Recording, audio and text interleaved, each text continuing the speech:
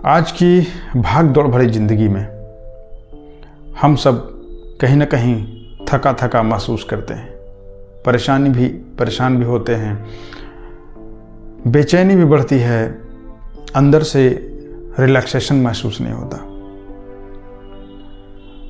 जितनी भी समस्या है दोस्तों, उसका समाधान आपके ही पास है, लेकिन उसकी उस तरफ आपकी नज़र नहीं जाती।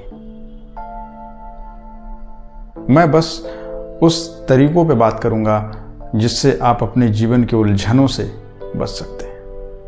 आप अपने जीवन को शांतिमय, सुखमय, आनंदमय बना सकते हैं, क्योंकि अल्टीमेट गोल हर व्यक्ति की यही है। सुख, शांति, प्यार कहाँ मिलेगा? आपने कभी सोचा है? जो लोग मांग रहे हैं दुनिया से, भगवान से, महात्माओं से, परिवार से, रिश्तेदार से, तमाम जगह से, कभी नहीं मिलेगा। अगर आप इन तमाम परेशानियों से उलझे हुए हैं तो मेरा ये मैसेज आपको काम आ सकता है। जो युवा परेशान है जिंदगी से, बहुत दुखी है, बहुत उलझन में है, तो आपको ये वीडियो काम आ सकता है। और मैं कभी भी चैनल को सब्सक्राइब और लाइक करने नहीं बोलता। अच्छा लगे, अगर आपके काम की ये चीज़ें हैं तो आप खुद से, आपकी पसंद है। तो दोस्तों, हम बात करेंगे आज से अपने इस जीवन की यात्रा में जो खुद की खोज थी, दूसरे भाग की ओर चलते हैं। खुद की खोज की ये सीरीज है जिसमें कई वीडियो आएंगे। धीरे धीरे मैं आपको बताता जाऊंगा कि कैसे खुद को डेवलप किया जाए, खुद के अंदर जाकर के कैसे आनंद, प्रेम और शांति को अनुभव किया जाए। आज के युवा में खास समस्या यह है दोस्तों, क्योंकि मेरी ये बातें उन्हीं लोगों के काम आ सकती है जो अपने मस्तिष्क का इस्तेमाल कर सकते हैं। कोई अंधविश्वास नहीं, किसी तरह का कोई ऐसी चीज नहीं जो आपके अंदर डाउट पैदा करे। मैं हमेशा वही बातें करता हूं जो आपके दिल में उतरेगा, आप उस पर चल करके अपने जीवन को बेहतर बना सकोगे। ये मेरा प्रयास है। बाकी इस दुनिया में अंधविश्वास, झूठ, पाखंड तो आप देख ही रहे हैं, इससे कुछ नहीं होना जाना। मैं सिंपल सी एक बात बता देता हूं कि अपह दीपो भव, खुद के दिए खुद बनो, खुद चलो और अपना प्रकाश, अपने रास्ते को खुद देखो, खुद तय करो। यही सबसे उत्तम उपाय है जिंदगी जीने के। इससे अच्छा उपाय कुछ नहीं हो सकता। फिलहाल खुद की खोज के दूसरे भाग की ओर हम बढ़ रहे थे। Search your self. दोस्तों, जब तक हम अपने आप को जान नहीं पाएंगे, तब तक हम किसी भी समस्या से लड़ नहीं सकते, किसी भी समस्या को हैंडल नहीं कर सकते अच्छे से। खुद को जानना एक ऐसा ज्ञान है दोस्तों, जिससे आप हर किसी सिचुएशन में अपने आप को अच्छी स्थिति में रख सकते हैं। तो चलिए, हम क्या क्या प्रोसेस है जिसके ऊपर हम काम करके अपने आप को अच्छा फील कर सकते हैं। दोस्तों, सबसे पहले अपना दिनचर्या सेट करें, क्योंकि जो व्यक्ति अच्छे से खा नहीं सकता, अच्छे से अपने शरीर की देखभाल नहीं कर सकता, वो व्यक्ति कभी भी अपने अंदर की यात्रा नहीं कर सकता। यानी पहला प्रायोरिटी आपका दिनचर्या, आपका स्वास्थ्य है। पहले तन, उसके बाद हम मन तक पहुंचेंगे। तो अगर आपका तन ठीक से काम नहीं कर रहा, आपके उठने, खाने, पीने, सोने का जो दिनचर्या है वो अस्त व्यस्त है, तो पहले आप उसको ठीक करें। और उसको ठीक कैसे करना है, बहुत सारी जानकारी आपके पास है, लोगों के पास बहुत सारा ज्ञान है उसके बारे में बात नहीं करूँगा।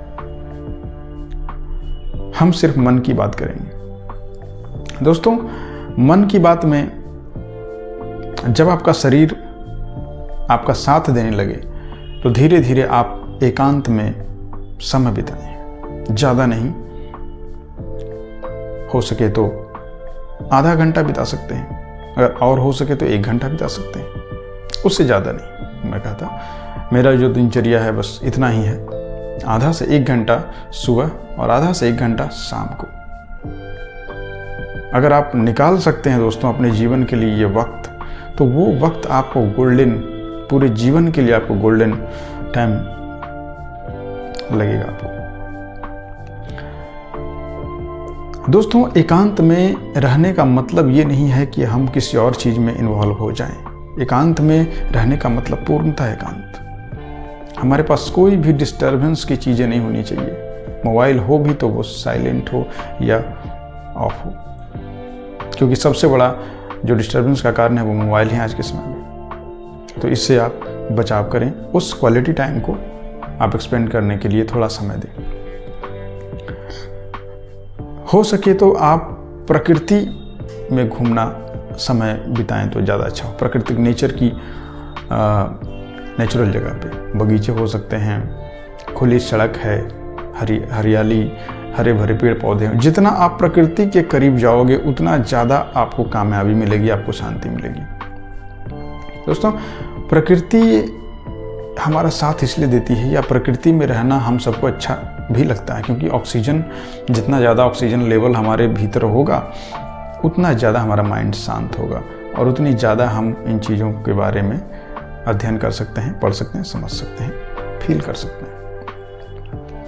जब भी आप एकांत में समय बिताएं, सबसे पहले अपने श्वास को नॉर्मल रखें और हल्की हल्की भ्रमण आप करें। पैदल चल सकते हैं, पैदल चलें, अच्छी बात है। पैदल चलते चलते ही खुद के प्रकृति को देखें, पेड़ पौधों को देखें, जो ऑक्सीजन आप ले रहे हैं उसकी महसूसता करें। सोचें कि इस दुनिया में कितने अनोखे और अजीब से संरचनाएं हैं हमारे इस धरती की। उस तमाम जीवों में हम एक मानव, वो भी बहुत ही बल क्षमताएं हमारे पास असंख्य हैं, बहुत ज़्यादा क्षमताएं हमारे पास हैं जो कि किसी भी जीव जंतु के पास नहीं है। फिर भी हम उदास हैं, परेशान हैं, डरे हुए हैं, सहमे हुए हैं। तो दोस्तों, प्रकृति के साथ पहला समय बिताना आप सीख लीजिए। यह हमारा पहला स्टेप होता है खुद की यात्रा का, क्योंकि ये शरीर हमारा प्रकृति से बना है और जितना ज़्यादा प्रकृति के संपर्क में रहेगा उतना ज़्यादा ये कंफर्टेबल महसूस करेगा और फिर हम आगे अपने दिमाग को, अपने मस्तिष्क को उस दिशा में मोड़ सकेंगे। तो ये पहला स्टेप है, शरीर को स्वस्थ रखें, उसके बाद प्रकृति में समय बिताना आरंभ करें, शुरुआत कर दें। उसके बाद आगे की चर्चा भी हम करेंगे नेक्स्ट भाग में। तब तक के लिए धन्यवाद।